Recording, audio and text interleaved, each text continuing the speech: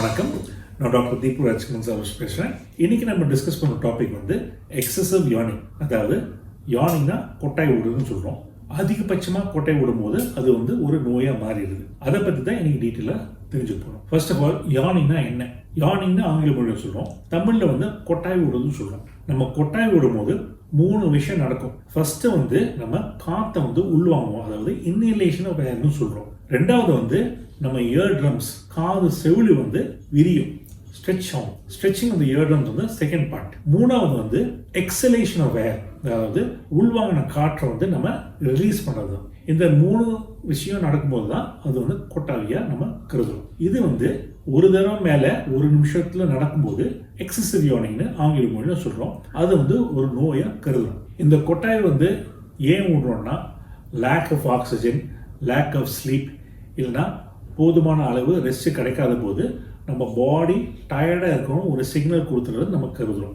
But இதே கொட்டாய் 1 நிமிஷத்தில் 2 தடவை 3 தடவைக்கு மேலே எடுக்கும்போது அதுதான் எக்ஸசிவ் யானிங்னு நம்ம கருதுகிறோம். ஏனென்றால் இது ஒரு அண்டர்லைன் மெடிக்கல் கண்டிஷனோட முக்கியமான ஒரு அறிகுறியை நம்ம தெரிஞ்சுக்கணும். ஏன் இந்த எக்ஸசிவ் யானிங்க்கு இவ்வளோ முக்கியத்துவம் கொடுக்கணும் என்றால் இது அண்டர்லைன் மெடிக்கல் கண்டிஷனோட ஒரு முக்கியமான அறிகுறியாக இருக்கும். சரி, எக்ஸசிவ் யானிங்கோட மெயின் சிம்டம்ஸ் ஆர் அறிகுறி என்னன்னு இப்போ தெரிஞ்சுக்கலாம். முக்கியமான அறிகுறி 1 நிமிஷத்தில் 2-3 தடவைக்கு மேலே கொட்டாய் விடுறது தான். ரெண்டாவது சில பேருக்கு தலைவலிக்கும், ரொம்ப டயர்டாகவும் சோர்வாகவும் இருப்பாங்க.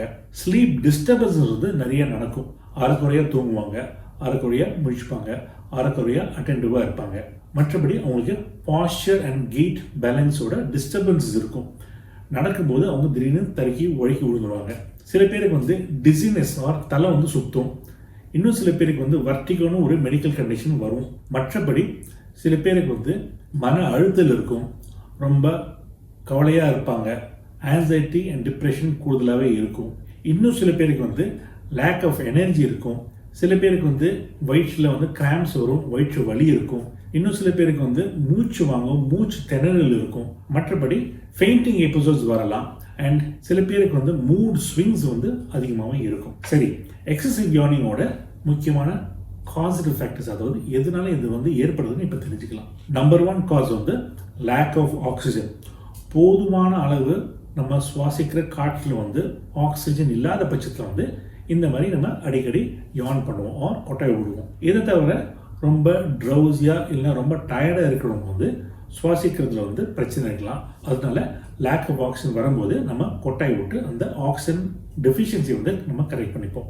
இது தவிர மன அழுத்தல், டிப்ரெஷன் வரும்போது, ரொம்ப ஆன்ஷியஸாக இருக்கும்போது அடிக்கடி கொட்டாய் வரும். இன்னும் சில பேருக்கு ஸ்லீப் டிஸ்டர்பன்சஸ், அதாவது தூக்கம் அரைக்குறையாக இருக்கும். இன்சாம்னியான்னு சொல்லுவாங்க, அதாவது லேக் ஆஃப் ஸ்லீப். இந்த மாதிரி சில பேஷண்ட்ஸுக்கு கூட கொட்டாவே வர்றது கூடுதலான சான்சஸ் இருக்குது. மற்றபடி ட்ராவலர்ஸ், அதாவது வெளிநாட்டுக்கு பயணம் பண்ணும்போது டைம் ஜோன் டிஃப்ரென்சஸ் இருக்கும்.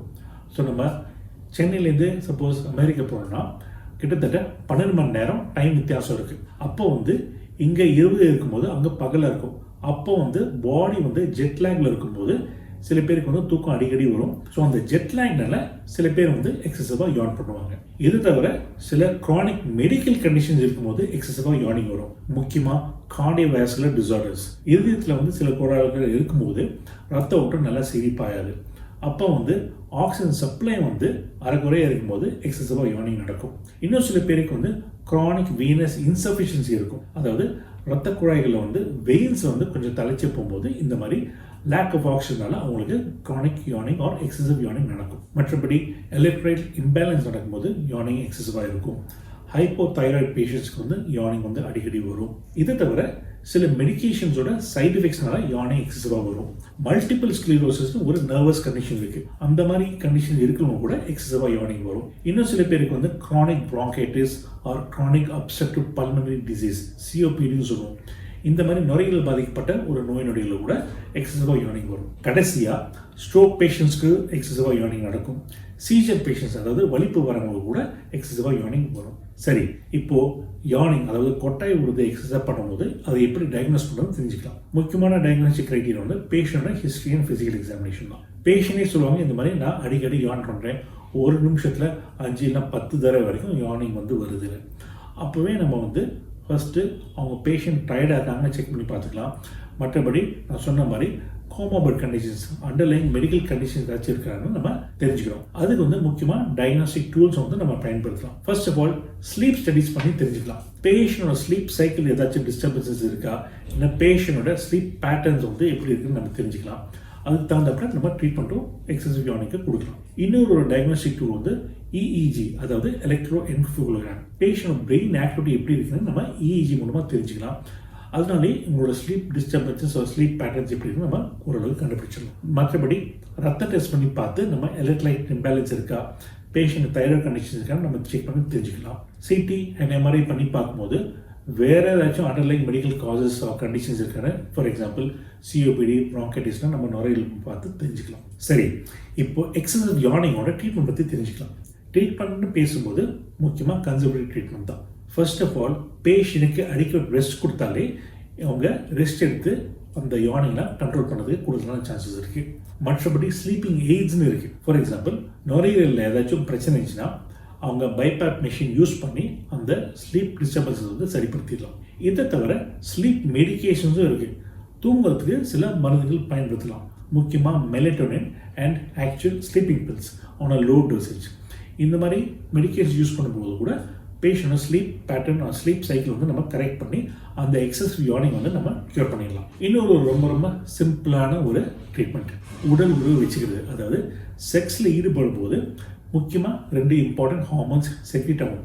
ஒன்று வந்து என்டார்ஃபின்ஸ் அண்ட் இன்னொன்று வந்து டோபமைன். இந்த 2 ஹார்மோன்ஸ் கூட பேஷண்ட்டை வந்து நிம்மதியாக தூங்க வைக்கும். மற்றபடி அண்டர்லைங் மெடிக்கல் கண்டிஷன்ஸ் என்னென்ன நம்ம கண்டுபிடிச்சோம்னா அந்த மெடிக்கல் கண்டிஷனை ட்ரீட்மெண்ட் பண்ணும்போது இந்த எக்ஸசிவ் யார்னிங்கும் நம்ம கண்ட்ரோல் பண்ணி ட்ரீட்மெண்ட் பண்ணிடலாம். முக்கியமாக கார்டியோவாஸ்குலர் காசஸ், நான் சொன்ன மாதிரி central nervous system causes, multiple sclerosis, இன்னொன்று வந்து respiratory causes, chronic bronchitis and COPD, chronic Venus insufficiency. இந்த மாதிரி அண்டர்லைங் மெடிக்கல் கண்டிஷன் நம்ம ட்ரீட்மெண்ட் பண்ணி க்யூர் பண்ணும்போது ஆட்டோமேட்டிக்காக இந்த எக்ஸசிவ் யார்னிங்கும் கண்ட்ரோல் ஆகி க்யூர் ஆகிடும். சரி, இன்றைக்கி வந்து நம்ம எக்ஸசிவ் யார்னிங் ஆர் நிறையா கொட்டாய் ஓடுறதை பற்றி டீட்டெயிலாக டிஸ்கஸ் பண்ணி தெரிஞ்சிச்சு. இதுக்கு மேலே உங்களுக்கு ஏதாச்சும் கேள்வி கொஸ்டின்ஸ் இருக்குன்னா தயவு செஞ்சு கமெண்ட் செக்ஷன் கேளுங்க. எங்களால் எவ்வளோ சீக்கிரமாக உங்களுக்கு கேள்விக்கு பதிலளிச்சு பூர்த்தி பண்ண முடியுமோ பூர்த்தி பண்ணணும். சரியா? நன்றி, வணக்கம்.